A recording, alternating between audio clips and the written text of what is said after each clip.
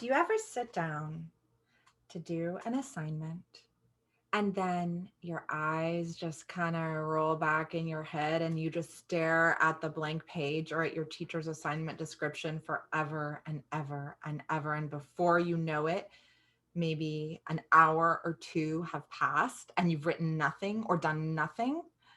If that sounds remotely like you are not alone. First of all, I have many a student client who struggle with this, and I drew a picture of what I think it feels like, right? It's like, oh my God, I don't know what to do. And your mind is just totally blank. Nothing is in it. Well, I have a question for you. How long do you think you should stay stuck before asking for help? Is 2 hours how long you should stay stuck before ask for help? Like, really, I'm actually honestly curious, in your opinion, how long do you think is an appropriate amount of time to stay stuck and to stay in that spinning state before you try and shift states?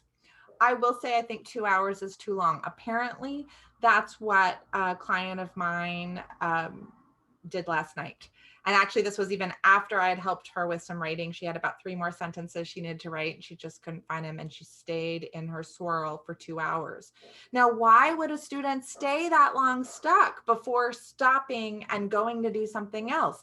I think there are lots of reasons, one including perfectionism, another including shame. Like, I should be able to do this. If I just, like, I'm so ashamed I can't. And there's also like a certain kind of meanness to yourself, like, God, I need to, I have to sit here until I do it, right? So actually, I think the answer to this question is different from person to person. I will say, in my own world, 10 minutes is about how long I want to say stay stuck. Say that 5 times fast. Stay stuck, stay stuck, stay stuck, stay stuck, stay stuck. Not as hard as I thought it would be, actually. Anyway, I think about 10 minutes is how long I want to try and solve a problem in my mind. And then if I can't, I want to shift. I want to do something different. I want to move my body. I want to go ask somebody for help. I want to get a study buddy or a coworker. I do not want to waste my time. My time is too precious.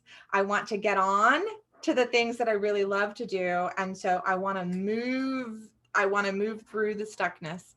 And so for me, the answer is 10 minutes. So if that's the answer for you, or whatever the answer for you is, the next question is, what do you need to do to build the muscle of alerting yourself when 10 minutes has passed? Do you need to set a timer? Like, I just have an inner sense now, or I'll check the clock, and I'm good at tracking that myself.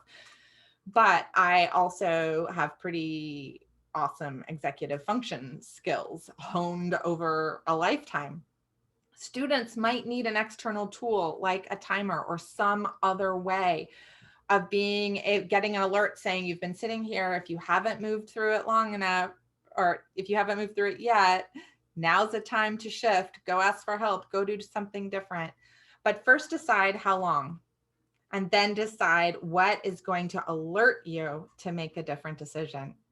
I would so adore hearing your reflections to these 2 questions. Gretchen at gretchenwegner.com is my email address.